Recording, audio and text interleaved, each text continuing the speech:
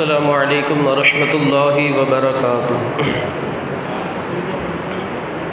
نحمده ونصلی علی رسولہ الکریم، اما بعد فاعوذ باللہ من الشیطان الرجیم، بسم اللہ الرحمن الرحیم۔ الا ان اولیاء اللہ لا خوف علیہم ولا هم یحزنون الذین آمنوا وکانوا یتقون۔ صدق اللہ مولانا العظیم، وبلغنا رسولہ النبی الامین المتین المکین المختار الکریم، ونحن علی ذلک لمن الشاہدین والشاکرین والذاکرین والحافظین والواصفین والحامدین، والحمد للہ رب العالمین۔ قال اللہ تعالی فی شان حبیبہ ونبیہ مخبرا وآمرا ان اللہ وملائکتہ یصلون علی النبی یا ایہا الذین آمنوا صلوا علیہ وسلموا تسلیما۔ اللہم صل علی سیدنا مولانا محمد معدن الجود والکرم۔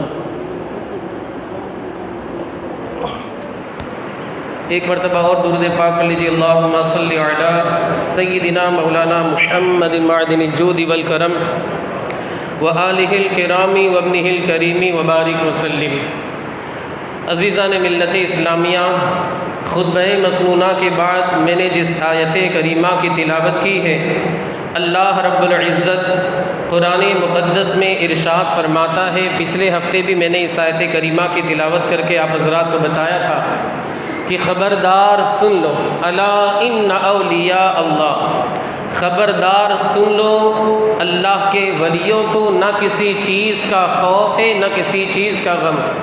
الذین آمنوا وکانوا یتقون، یہ وہ لوگ ہیں جو ایمان لائے اور تقوی اختیار کرتے ہیں، پرہیزگاری اختیار کرتے ہیں، اللہ رب العزت سے جس طریقے سے ڈرنے کا حق ہے اس طریقے سے رب کعبہ کی ذات کریمہ سے یہ لوگ ڈرتے ہیں۔ عزیزان ملت اسلامیہ، یہ جو ولایت ہوتی ہے، اللہ مطلب ولی جو بناتا ہے اپنے کسی بندے کو، بندہ اگر یہ چاہے کہ میں عبادت کے بلبوتے پر، ریاضت کے بلبوتے پر، بندگی کے ذریعے ولایت حاصل کر لوں اور اس نیت سے بندہ عبادت کرے، کبھی بھی وہ ولی نہیں بن سکتا۔ یہ ولایت جو ہے کسبی نہیں وہبی ہے، مطلب اللہ رب العزت جسے چاہے ولی بنا دے۔ وَذَلِكَ فَضْلُ اللَّهِ يُؤْتِيهِ مَن يَشَاءُ، یہ اللہ کا فضل ہے، اللہ کی عنایت ہے، اللہ کی عطا ہے، جسے چاہے ولی بنا دے۔ بندہ اگر یہ سوچے کہ میں عبادت کر لوں اور اللہ کا ولی بن جاؤں، لوگ مجھے ولی کہیں اور میرے پاس آئے اور لوگوں کا ایک مجمع میرے پاس جمع ہو جائے، میرا ایک بزنس باقاعدہ چالو ہو جائے، استغفر اللہ، تو ولایت اور یہ جو اس کی نیت ہے اس میں زمین آسمان کا فرق ہے۔ زندگی بھر اس نیت سے عبادت کر لے، ولی ہونا تو بہت دور کی بات ہے، یہ عبادت بھی اس کی قبول نہیں ہو، کیونکہ اس کی نیت میں کھوٹ ہے۔ میں عرض کر رہا تھا کہ بندہ کتنی بھی عبادت کر لے، ولایت کے منصب پر فائز نہیں ہو سکتا۔ یہ جو ولایت ہے اللہ کا فضل ہے، اللہ کی عطا ہے، جسے چاہتا ہے عطا فرماتا۔ ہاں اگر بندہ صدق دل سے، خالص نیت کے ساتھ، اچھی نیت کے ساتھ، ریاکاری کے بغیر اللہ کی رضا حاصل کرنے کے لیے عبادت کر رہا ہے، ریاضت کر رہا ہے، بندگی کر رہا ہے، تقوی اختیار کر رہا ہے، مجاہدے کر رہا ہے، کھانے پینے سے اپنے آپ کو بچا رہا ہے، نفس کشی کر رہا ہے، شیطان کے ہر وار کو ناکام بنا رہا ہے، رب کعبہ کا اس پر فیضان ہوتا ہے، اور ایسے بندے کو اللہ اپنا ولی کامل بنا دیتا ہے۔ یہ اللہ رب العزت کا فضل ہوتا ہے، ورنہ اگر بندہ یہ چاہے کہ میں اپنی خود عمل کے ذریعے اللہ کا ولی بن جاؤں، یہ نہیں ہو سکتا۔ یہ اللہ کا فضل ہوتا ہے، جسے چاہتا ہے اللہ رب العزت عطا فرماتا۔ اب جو بندہ ولایت کے منصب پر فائز ہو جاتا ہے، جو بندہ ولی کامل بن جاتا ہے، اس کے تعلق سے خود حدیث قدسی میں رب کعبہ اپنے محبوب سے ارشاد فرماتا ہے۔ حدیث قدسی اس حدیث کو کہا جاتا ہے جس میں کلام اللہ کا ہو، سننے والے رسول اللہ۔ اللہ رب العزت اپنے محبوب جناب محمد الرسول اللہ صلی اللہ علیہ وآلہ وسلم کو مخاطب کرتے ہوئے ارشاد فرماتا ہے کہ جتنی بھی چیزیں میں نے اپنے بندے کے اوپر لازم کی ہے، عبادت، ریاضت، بندگی، مجاہدہ وغیرہ، ان ساری چیزوں میں میرے نزدیک سب سے زیادہ جو محبوب چیز ہے وہ فرائض ہے، یعنی فرض چیزیں، فرض نماز ہے، زکوٰۃ ہے، روزہ ہے، حج ہے، یہ فرائض ہے۔ تو جتنی بھی چیزیں میں نے عبادت کی جو رکھی ہے اپنے بندوں کے لیے، ان میں میرے نزدیک سب سے زیادہ محبوب اور پسندیدہ جو چیز ہے وہ فرائض ہے۔ اور بندہ جو ہے، پہلے تو اللہ رب العزت نے فرمایا من عاد لی ولیا، یہ جو آج کل نہیں ہوتے کہ اولیاء کرام کے شان میں گستاخی کرتے معاذ اللہ، انہیں اللہ کا یہ فرمان سنا دو کہ تم کسی ولی کی عداوت، دشمنی، بغض اور دل کے اندر حسد، کینہ رکھ کر کے خود اللہ رب العزت سے عداوت و دشمنی کر رہے۔ اللہ رب العزت ارشاد فرماتا ہے من عاد لی ولیا فقد آذنتہ بالحرب، جو میرے کسی ولی سے عداوت رکھے، دشمنی رکھے، رب کعبہ ارشاد فرماتا ہے میں ایسے بندے کے خلاف جنگ کا اعلان کرتا ہوں۔ اب یہ جو آج کل گستاخیاں کرتے ہیں اولیاء کرام کے شان میں، اللہ والوں کی شان میں، انہیں یہ فرمان پڑھتے ہیں، لیکن جب دل ہدایت سے خالی ہو جاتا ہے، دل نور ایمان سے خالی ہو جاتا ہے، دل روحانیت سے خالی ہو جاتا ہے، تو پھر زبان سے شیطان وہی بلواتا ہے جو شیطان کے مقصد کا ہوتا ہے۔ خیر، میں عرض کر رہا تھا، حدیث پاک بیان کر رہا تھا کہ اللہ رب العزت پھر آگے ارشاد فرماتا ہے بندہ فرائض کے بعد نوافل کے ذریعے میرا قرب حاصل کرنے کی کوشش کرتا رہتا ہے یہاں تک کہ میں اپنے اس بندے کو اپنا محبوب بنا لیتا ہوں۔ جب میں اپنے اس بندے کو اپنا محبوب بنا لیتا ہوں تو اب وہ چلتا ہے تو اس کا چلنا میری رضا کے مطابق ہوتا ہے، وہ اگر پکڑتا ہے تو اس کا پکڑنا میری رضا کے مطابق ہوتا ہے، وہ اگر دیکھتا ہے تو اس کا دیکھنا میری رضا کے مطابق ہوتا ہے، وہ اگر سنتا ہے تو اس کا سننا میری رضا کے مطابق ہوتا ہے۔ آگے اللہ فرماتا ہے اور اگر وہ بندہ مجھ سے پناہ طلب کرے تو میں رب ذوالجلال اسے اپنی پناہ عطا کرتا ہوں، اور اگر میری بارگاہ میں دعا کرے، اگر وہ میرا محبوب بندہ، نیک بندہ، برگزیدہ بندہ، میرا پیارا بندہ اگر میری بارگاہ میں کسی چیز کے تعلق سے عرض کرے، دعا کرے، میں اپنے اس بندے کی دعا کو رد نہیں فرماتا، فوراً قبول کرتا ہوں۔ یہ اللہ والوں کی شان ہوا کرتی ہے۔ اللہ رب العزت نے خود ان کے اوصاف حدیث قدسی میں اپنے محبوب جناب محمد الرسول اللہ صلی اللہ علیہ وآلہ وسلم کو بیان فرمائے تاکہ امت جو ہے وہ آگاہ ہو جائے اور ان کی شان میں گستاخی نہ کرے، ہمیشہ ان کے در کا اپنے آپ کو منگتا بنا کر کے رکھے، ان سے اوپر جائے، یہ کام ہرگز نہ کرے۔ عزیزان ملت اسلامیہ، انہی اولیاء کرام میں قطب ولایت، شہنشاہ صورت سید جمال الدین خواجہ دانا علیہ الرحمت والرضوان کی ذات کریمہ بھی ہے، جن کا سایہ ہم پر ہے الحمدللہ، اور ان کے صدقے میں آج ہم صورت میں جی رہے ہیں۔ عزیزان ملت اسلامیہ، ان کے تعلق سے آتا ہے حضرت خواجہ جمال الدین خواجہ دانا علیہ رحمت والرضوان کے تعلق سے کہ ان کے والد گرامی بھی اللہ کے ولی کامل تھے، جن کا نام تھا بادشاہ پردہ پوش۔ بچے کی ولادت ہوتی ہے، جمال الدین نام رکھا جاتا ہے، اللہ اکبر، مگر بچپن ہی کے اندر آپ کی پیشانی کے اوپر ولایت کا نور چمک رہا تھا۔ حضرت خواجہ دانا کی پیشانی کے اوپر ولایت کا، عقل مندی کا، دانش مندی کا، اللہ کی معرفت کا نور چمک رہا تھا۔ والد گرامی نے نور الہی سے دیکھ کر کے جان لیا کہ یہ جو میرا بیٹا ہے اللہ نے اسے مادرزاد ولی بنا کر کے بھیجا ہے، اللہ نے اسے مادرزاد ولایت کے منصب پر فائز فرما کر کے بھیجا ہے۔ اسی بنیاد پر والد گرامی نے بچپن سے اپنی اہلیہ سے یہ ارشاد فرمایا کہ ہمارا جو یہ بیٹا ہے یہ اللہ کا ولی کامل ہے، آج سے میں اسے دانا کا لقب عطا کرتا ہوں۔ دانا کا مطلب ہوتا ہے عقل مند۔ آج کل ہمارے جو عوام اہل سنت بھولے بھالے بھائی جو کم جانتے ہیں، وہ دانا کا مطلب سمجھتے ہیں وہ کھانے پینے کا جو دانا ہوتا ہے، جو کبوتر وغیرہ کے آگے ڈالا جاتا ہے، جسے اناج کہا جاتا ہے۔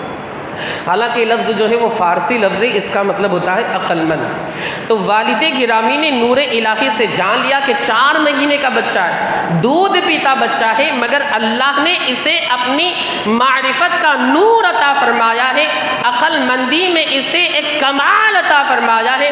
اس بنیاد پر بچپن ہی سے آپ کا لقب دانا ہو گیا، اور آج کل جو ہم کہتے ہیں خواجہ دانا، یہ آپ کے والد گرامی کا دیا ہوا لقب ہے۔ خواجہ دانا جو ہم کہتے ہیں یہ آپ کے والد گرامی کا، جو ایک ولی کامل تھے، ولایت کے منصب پر فائز تھے، ان کا دیا ہوا لقب ہے۔ آج کل ہم جو کہتے ہیں آپ کے والد گرامی کی سنت کو ادا کرتے ہیں، لیکن 4 مہینے کے جب آپ ہوئے، والد گرامی جو کہ اللہ کے ولی تھے، ایرانیوں کے ساتھ، رافضیوں کے ساتھ ایک جنگ چل رہی تھی، اس میں والد گرامی جام شہادت نوش کر جاتے ہیں۔ 4 مہینے کی عمر میں آپ یتیم ہو جاتے ہیں۔ اب دیکھیے اللہ والد جو ہے اس دنیا سے ظاہری طور پر جانے کے بعد ان کی اختیارات، تصرفات جو ہے اور بڑھ جاتے، یہاں تک کہ قبر میں رہ کر کے بھی دور دراز تک اپنے چاہنے والوں کی مدد کرتے ہیں۔ اب آپ کا وصال ہو جاتا ہے، لیکن بچے کی تربیت کی فکر ہے، یہ اللہ والوں کی شان ہوا کرتی۔ آج کل ہم زندہ رہ کر کے بھی بچے کی تربیت کی فکر نہیں کرتے۔ اولیاء کی ذات پر قربان جائے، اس دنیا سے ظاہری طور پر تشریف لے گئے، مگر اپنے بچے کی تربیت کی فکر ہے۔ اپنے ایک خلیفہ کے خواب، جن کا نام تھا خواجہ حسن عطا، ان کے خواب میں آ کر کے فرماتے کہ جاؤ، میرا بچہ فلاں جگہ پر ہے، میری اہلیہ بھی وہاں پر ہے، اس کی تربیت کا انتظام کرو۔ حضرت خواجہ حسن عطا عرض کرتے، حضور آپ کی اہلیہ تو ابھی باحیات تھے، مگر حضرت خواجہ برداپوش جو تھے، حضرت خواجہ جمال الدین کے والد گرامی، خواجہ دانا کے والد، وہ فرماتے ہیں میری اہلیہ بھی میرے پاس آنا چاہتی ہے، یعنی اس کا بھی عنقریب وصال ہونے والا ہے، انتقال ہونے والا ہے۔ اللہ اکبر! آپ ذرا سوچو تو صحیح، یہ نبی نہیں ہے، یہ ولی ہے جو آئندہ کی خبر دے رہے، مستقبل کی خبر دے رہے، فیوچر میں کیا ہونے والا ہے اس کی خبر دے رہے۔ جب ولی کی یہ شان ہے، نبی کی شان کا عالم کیا ہوگا؟ اس پار کا جب یہ عالم ہے، اس پار کا عالم کیا ہوگا؟ جب ان کے گدا بھر دیتے ہیں شاہان زمانہ کی چولی، محتاج کا جب یہ عالم ہے، مختار کا عالم کیا ہوگا؟ یہ ولی ایک آئندہ کے غیب کی خبر دے رہے ہیں، تو ہمارے نبی کی شان کا عالم کیا ہوگا؟ اسی کی ترجمانی کرتے ہوئے میرے امام فرماتے، اور کوئی غیب کیا تم سے نگاہ ہو بھلا، جب نہ خدا ہی چھپا تم پہ کروڑوں درود۔ اور فرماتے سر عرش پر ہے تیری گزر، دل فرش پر ہے تیری نظر، ملکوت و ملک میں کوئی شے نہیں وہ جو تجھ پہ آیا نہیں۔ یہ میرے امام علم غیب مصطفیٰ کے تعلق سے فرماتے۔ حضرت خواجہ برداپوش نے فرمایا فلاں جگہ چلے جاؤ، وہاں میرا بچہ تمہیں نظر آ جائے گا، وہاں پر میری اہلیہ بھی ہوگی۔ حضرت خواجہ حسن عطا بتائی ہوئی جگہ پر، بتائے ہوئے مکان پر تشریف لے جاتے ہیں۔ مکان باہر سے بند تھا، اب اجازت کی باری آئی، 3 مرتبہ آواز دیتے خاتون کا نام لے کر کے، مگر اندر سے کوئی آواز نہیں آتی۔ ایک مسئلہ یہاں پر میں بتا دوں، آج کل اکثر و بیشتر جو کم جانکار ہیں وہ کیا کسی کے بھی مکان پر دھڑ لے سے چلے جاتے ہیں۔ حدیث پاک میں تو یہاں تک فرمایا گیا کہ اگر خود کا گھر ہے تو بھی اجازت کے بغیر بندہ نہ جائے۔ کیوں؟ کیونکہ گھر والے کون کس حالت میں ہیں بندے کو یہ پتہ نہیں۔ ایک حدیث پاک ہے، ایک صحابی رسول اپنی والدہ کے ساتھ اکیلے رہتے، کوئی نہیں تھا، وہ تھے ان کی والدہ تھی۔ اللہ کے رسول کی بارگاہ میں عرض کی، مصطفیٰ کریم صلی اللہ علیہ وسلم کی بارگاہ میں، یا حبیبی یا رسول اللہ، میں اپنی والدہ کے ساتھ اکیلے رہتا ہوں، کیا میں ڈائریکٹ جا سکتا ہوں اجازت کے بغیر؟ مصطفیٰ کریم نے فرمایا اجازت کے بنا نہیں جا سکتے۔ 3 مرتبہ عرض کی، یا رسول اللہ میرا گھر ہے، میری والدہ ہے، ہم دونوں اکیلے رہتے، تیسرا کوئی نہیں رہتا۔ فرمایا اجازت کے بغیر جانا جائز نہیں ہے۔ پھر آگے میرے آقا مصطفیٰ کریم نے فرمایا کیا تم یہ چاہتے ہو کہ اپنی والدہ کو بغیر کپڑوں کے دیکھو؟ کیا تم اس چیز کو گوارا کرتے ہو؟ یقیناً بندہ اسے گوارا نہیں کر سکتا، انسان کا گھر ہے، کس حال میں ہو، پردے میں ہے یا بغیر پردے کے، کچھ کہا نہیں جا سکتا۔ تو کسی کا بھی گھر ہو، چاہے دوسرے کا ہو یا اپنا، انسان اجازت لے لے، یا اپنا اگر گھر ہے تو کم از کم اطلاع دے دے، بیل بجا دے، دروازہ کھٹکھٹا لے، تاکہ اگر کوئی بے پردگی کی حالت میں ہے تو وہ پردہ اختیار کر لے، کوئی اگر غیر محرم ہے تو وہ پردے کا لحاظ کر لے، پردہ وغیرہ اختیار کر لے۔ تو میں عرض کر رہا تھا، وہاں پر پہنچتے 3 مرتبہ اجازت لیتے، کوئی جواب نہیں آتا۔ 4تھی مرتبہ فرماتے کہ اگر آپ نے دروازہ نہیں کھولا میں سیدھا اندر آ جاؤں۔ چوتھی مرتبہ بھی کوئی جواب نہیں آیا، اب سمجھ گئے اجازت لینے کا مسئلہ جو 3-4 مرتبہ ہے، اس کے بعد آپ جا سکتے ہیں۔ اندر گئے، دروازہ کھلا، دیکھا تو حضرت خواجہ جمال الدین 4 مہینے کے تھے، قریب کھیل رہے تھے اور قریب میں ہی تھے، اور آپ کی والدہ جو تھی وہ داعی اجل کو لبیک کہہ چکی تھی، یعنی اس دار فانی سے دار بقا کی جانب کوچ کر تھی، وصال ہو گیا، کوچ کر گئی تھی، وصال ہو گیا تھا، انتقال فرما گئی۔ اب گئے، خواتین کو بلایا، ان کی تجہیز و تکفین، نماز جنازہ وغیرہ ادا کی گئی، دفن کر دیا گیا۔ اب 4 مہینے کے بچے کو دودھ پلانے کی باری آئی کہ اگر اس کے دودھ کا انتظام نہیں کیا گیا یہ بچہ وصال پا جائے، یہ بچہ اس کی وفات ہو جائے گی۔ اب تلاش کرتے کرتے کرتے کرتے کہیں پر دایا نہیں ملی، دودھ پلانے والی نہیں ملی۔ حضرت خواجہ حسن عطا کو شام میں جب پہنچتے، جس جگہ چھوڑ کر کے گئے تھے، دیکھا کہ ایک خوفناک جانور حضرت خواجہ جمال الدین دانا کو کھانے کی کوشش کر رہا ہے، شکار کرنے کی کوشش کر رہا ہے۔ جب دیکھا دور سے کہ یہ کیفیت بنی ہوئی ہے، گھبرا جاتے ہیں، فکر مند ہو جاتے، ٹینشن میں آ جاتے ہیں، قریب پہنچتے تاکہ بچے کو اس خوفناک جانور سے بچا سکے، مگر کیا تھا، اللہ اکبر، قریب جاتے ہیں تو کیا دیکھتے ہیں، ایک ہرنی خواجہ جمال الدین کو دودھ پلا رہی ہے۔ انہوں نے کیا سمجھا تھا کہ ایک خوفناک جانور حضرت خواجہ جمال الدین کو کھانے کی کوشش کر رہا ہے، مگر یہ اللہ والوں کے بیٹے تھے اور خود اللہ والے تھے۔ وہ کہ اس در کا ہوا، خلق خدا اس کی ہوئی، وہ کہ اس در سے پھرا، اللہ اس سے پھر گیا۔ حدیث پاک میں آتا ہے، من کان للہ کان اللہ لہ، جو اللہ کا ہو جاتا ہے اللہ بھی اس کا ہو جاتا ہے، بلکہ ساری خدائی اس کی ہو جاتی ہے۔ اب غوث پاک کی شان یہ ہوتی ہے کہ شیر بھی اگر آتا ہے مگر غوث پاک کی بارگاہ میں سلامی پیش کرتا ہے۔ میرے امام فرماتے ہیں، کیا دبے جس پہ حمایت کا ہو پنجا تیرا، شیر کو خطرے میں لاتا نہیں کتا تیرا۔ یہ غوث اعظم کی شان کہ اگر بندہ اللہ کا ہو جاتا ہے، چاہے شیر ہو، کتا ہو، کوئی بھی ہو، وہ آ کر کے اللہ کے ولی کی بارگاہ میں سلامی پیش کرتا ہے، اللہ کے ولی کی بارگاہ میں ادب سے آ کر کے بیٹھتا ہے، اللہ کے ولی کی بارگاہ میں آ کر کے فرما برداری کا مظاہرہ کرتا ہے اور ایک حکم کا منتظر رہتا ہے کہ سرکار آپ حکم فرمائے، یہ جو آپ کا غلام ہے، آپ کی چوکھٹ کا کتا ہے، آپ کی چوکھٹ کا ایک دربان ہے، آپ کی چوکھٹ کا ایک سوالی ہے، آپ کے حکم پر قربان ہو جانے کے لیے بھی تیار بیٹھا ہے۔ یہ اللہ والوں کی شان ہوا کرتی ہے۔ یہاں پر میں ایک بات عرض کروں، آج کل جو ہندوستان کے حالات ہیں ہماری نگاہوں کے سامنے، وجہ یہی ہے آج کل یہ ہمیں جو عز وجل اور اس کے مصطفیٰ، اس کے نبی اللہ کے رسول صلی اللہ علیہ وآلہ وسلم کے فرامین پر عمل کرنا چھوڑ دیا ہے۔ آج کل ہم نے اللہ و رسول کی جو باتیں تھی، اقوال تھے، فرامین تھے، ارشادات تھے، احکامات تھے، ان ساری چیزوں پر عمل کرنا چھوڑ دیا ہے۔ نتیجہ یہ ہوا کہ آپ پوری دنیا کی بات نہ کریں، صرف ہندوستان کی بات کریں، ہمارا جو خون ہے پانی سے بھی زیادہ سستا ہو گیا۔ اب میں مکمل بہت تفصیل میں نہیں جانا چاہتا، جو حالات ہے وہ آپ کی نگاہوں کے سامنے، پھر ہم کہتے ہیں کہ یہ حالات ہیں مسلمانوں کے بہت برے دن ہیں۔ یہ سب ہماری غلطی ہے کہ ہم نے اللہ و رسول کے فرامین کو چھوڑ دیا۔ اگر انسان اللہ کے اولیاء جو ہے ان کے نقش قدم پر چلتے ہوئے سنتوں کے مطابق زندگی کے شب و روز گزارے، انسان کو یہ دن، مسلمان کو یہ دن نہیں دیکھنے پڑیں گے۔ مگر آج تو ہماری قوم کا حال یہ ہو گیا ہے کہ اگر انہیں روکا جائے، اچھی بات کا حکم دیا جائے، حق بیانی سے کام لیا جائے، ہماری قوم کو برا لگتا ہے، امام کے خلاف آوازیں اٹھاتے ہیں۔ ہندوستان کے سرزمین پر 3 مقامات پر 3 علماء کرام کو، 3 عالموں کو حق بولنے کی بنیاد پر مقدمہ ان کے خلاف درج کر دیا گیا، FRI کی گئی، FIR کی گئی اور انہیں جیل کی سلاخوں کے پیچھے ڈال دیا گیا۔ یہ ہماری قوم کا حال ہو گیا ہے۔ ایک تو رات بھر جاگنا، نماز فجر کو چھوڑنا، بس دنیا کی خرافات میں لگے رہنا، برائیوں میں لگے رہنا، نہ ہمیں نماز پڑھنی ہے، نہ ہمیں حلال کی فکر کرنی ہے، ہمیں اللہ و رسول کی جو باتیں ہیں ان پر عمل نہیں کرنا ہے۔ اور اگر کوئی روکتا ہے، کوئی بولتا ہے، حق بیانی سے کام لیتا ہے، ہم اس کے خلاف آوازیں اٹھانے کے لیے تیار ہو جاتے ہیں۔ آج ہماری دیکھیں ہندوستان کی 3 جگہوں پر آپ دیکھ سکتے ہیں، نیوز اخبار وغیرہ، نام لینے کی ضرورت نہیں ہے، 3 مقامات پر ایسا ہوا، 3 علماء کرام نے حق بیانی سے کام لیا، ان کے خلاف مقدمہ کر کے انہیں جیل کے اندر بھیج دیا گیا۔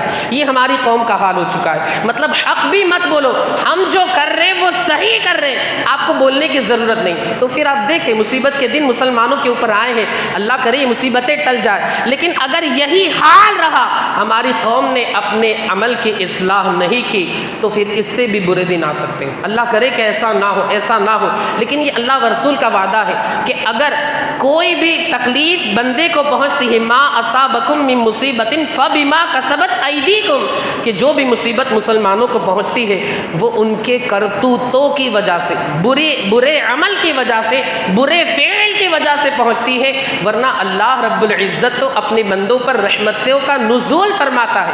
یہ مسلمان کی بے عملی کی وجہ سے اسے یہ دن دیکھنے پڑتے ہیں، تو مسلمانوں کو چاہیے کہ اپنے حال کی اصلاح کرے، اولیاء کرام کے بتائے ہوئے راستے کے مطابق زندگی کے شب و روز گزارے، انشاءاللہ العزیز۔ آپ دیکھیں اگر نماز فجر میں عید کے برابر لوگ آ گئے، خدا کی عزت کی قسم کسی کافر کی ماں نے اتنا دودھ اس کے بیٹے کو نہیں پلایا ہے کہ آنکھ اٹھا کر کے آپ کی جانب دیکھے، اللہ کی عزت کی قسم کوئی ہمارا کچھ نہیں بگاڑ سکتا۔ وَأَنْتُمُ الْأَعْلَوْنَ وَلَا تَهِنُوا وَلَا تَحْزَنُوا وَأَنْتُمُ الْأَعْلَوْنَ إِن كُنتُم مُؤْمِنِينَ۔ شرط یہ ہے کہ مسلمان بن جاؤ، صرف نام کے نہیں، صرف ڈھول تاشے والے نہیں، صرف ناچ گانے والے نہیں۔ دیکھیے ابھی آئے گا تو ڈھول تاشے یہ ساری چیزیں ڈی جے وی جے لے کر کے جائیں گے، قوالی وغیرہ بجاتے ہوئے، یہ ہماری قوم کا حال ہے۔ اور وہ نوجوان وہ لوگ جائیں گے نمازیں وغیرہ بالکل بھی ادا نہیں، بلکہ نماز کے ٹائم پر لے جائیں، ہاں نماز کے احترام میں 15 منٹ کے لیے بند کر دیں گے، بھائی نمازی حضرات نماز پڑھیں، مگر ان حضرات کو مسجد کے اندر جا کر کے وضو بنا کر نماز پڑھنے کی توفیق نہیں ملے گی۔ پھر ہم کہتے ہیں کہ اللہ کی رحمتوں کا نزول ہو، یہ تو مصطفیٰ کریم کے قدموں کی نالین کی برکت ہے کہ ہم پر رحمتوں کا نزول ہوتا ہے، ورنہ اگلی امتیں تو ہلکے ہلکے چھوٹے چھوٹے گناہ کی بنیاد پر تباہ و برباد کر دی گئی، نیست و نابود کر دی گئی۔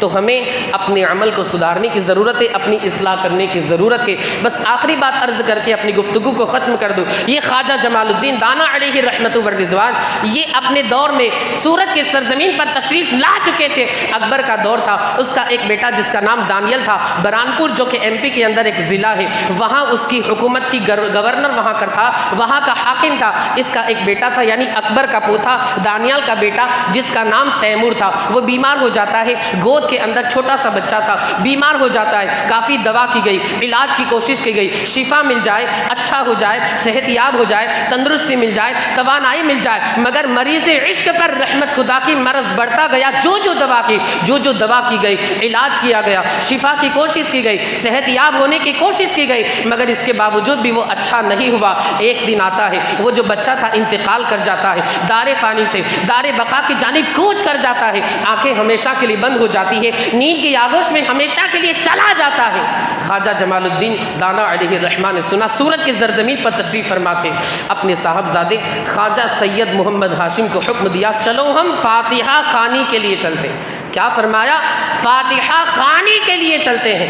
اللہ اکبر۔ آپ ذرا سوچیں، کچھ لوگ فاتحہ، درود، سلام، نیاز وغیرہ سے آج کل بڑی شدت کے ساتھ روکتے ہیں، گھبرانے کی ضرورت نہیں۔ آج سے 500 سال پہلے خواجہ جمال الدین دانا نے ان محفلوں کا انعقاد کر کے بتایا کہ یہ صرف ناجائز بلکہ جائز اور بزرگان دین کی سنت کریمہ ہے۔ خواجہ جمال الدین نے ان محفلوں کو انعقاد منعقد کر کے بتایا کہ یہ جائز تو ہے ہی، مگر ساتھ ہی ساتھ بزرگان دین کی سنت کریمہ بھی ہے۔ خیر برانپور تشریف لے جاتے، اپنے بیٹے سے فرمایا کہ چلو ہم فاتحہ خوانی کے لیے، وصال ہو گیا، انتقال ہو گیا، فاتحہ خوانی کے لیے ہم چلتے۔ برانپور تشریف لے جاتے ہیں، اکبر کا جو بیٹا تھا، یعنی جس کا نام دانیال تھا، اسی کے بیٹے کا انتقال ہوا تھا، اکبر کا پوتا تیمور۔ وہ دانیال جو تھا حضرت کو دیکھ کر کے، وہ بھی عقیدت مند تھا، اسے بھی یقین تھا، بھروسہ تھا کہ یہ جو ذات ہے ایسی ویسی نہیں بلکہ اللہ کے برگزیدہ بندے کی ذات ہے۔ حضرت کو جو ہی دیکھا پھوٹ پھوٹ کر کے رونے لگا۔ حضرت جو مردہ بچہ تھا اسے حضرت کی گود میں دے دیا اور پھوٹ پھوٹ کر کے رونے لگا کہ میری زندگی کا واحد سرمایہ، میری زندگی کی واحد نشانی، میرے خاندان کا چشم و چراغ یہی ایک بچہ تھا، اس کا انتقال ہو گیا۔ خدا را اللہ کی بارگاہ میں دعا کر دیں، اللہ کی بارگاہ میں دعا کر دیں۔ میں نے آپ کو شروع میں حدیث پاک بتائی تھی کہ اگر بندہ اللہ کی بارگاہ میں دعا کرتا ہے، مقبول بندہ، اللہ فرماتا ہے میں اس کی دعا کو رد نہیں فرماتا۔ اب وہ جو شہزادہ تھا دانیال، اس نے کہا میرا چھوٹا سا بچہ انتقال کر گیا ہے، اللہ کی بارگاہ میں دعا کر دے اللہ اسے دوبارہ زندگی عطا فرما دے۔ اس کا عقیدہ بھی پختہ تھا، وہ اہل سنت و جماعت سے تعلق رکھتا تھا، یہ ہم کہہ سکتے ہیں آج ہم یہی عقیدہ رکھتے ہیں، یہی ہمارا اعتقاد ہے۔ حضرت کو اس کا رونا دیکھا نہیں گیا، انہی رندوں سے قائم ہے نظام میں قدا ساقی کے، ان سے دوسروں کی بے بسی کے، جن سے دوسروں کی بے بسی دیکھی نہیں جاتی۔ حضرت نے اس مردہ بچے کو گود میں لیا اور اپنا دست اقدس پھیرا، اپنا ہاتھ، ولایت کا ہاتھ پھیرا اس مردہ بچے کے جسم کے اوپر۔ دنیا گواہ ہے، دنیا نے دیکھا کہ وہ جو مردہ بچہ تھا آپ کے ہاتھ پھیرنے کے بعد فوراً زندہ ہو جاتا۔ یہ اللہ والوں کی کرامت۔ اللہ نے فرمایا کہ اگر میرا مقبول بندہ میری بارگاہ میں دعا کرے گا، میں اس کی دعا کو رد نہیں بلکہ فوراً قبول فرماؤں گا۔ وہ جو مردہ بچہ تھا فوراً زندہ ہو جاتا ہے، دانیال خوش ہو جاتا ہے، پھر حضرت سورت تشریف لے آتے۔ یہ اللہ والوں کی مختصر سی حیات مبارکہ کے چند گوشے تھے۔ مولا عز و جل ہمیں آپ کو اور ساری دنیا کے خوش عقیدہ مسلمانوں کو ان بزرگان دین کے نقش قدم پر ہمیں چلتے رہنے کی توفیق رفیق عطا فرمائے۔ استغفر اللہ ربی من کل ذنب و اتوب الیہ۔ کھڑے ہو جائیں، صفحے درست کر لیں، خالی جگہ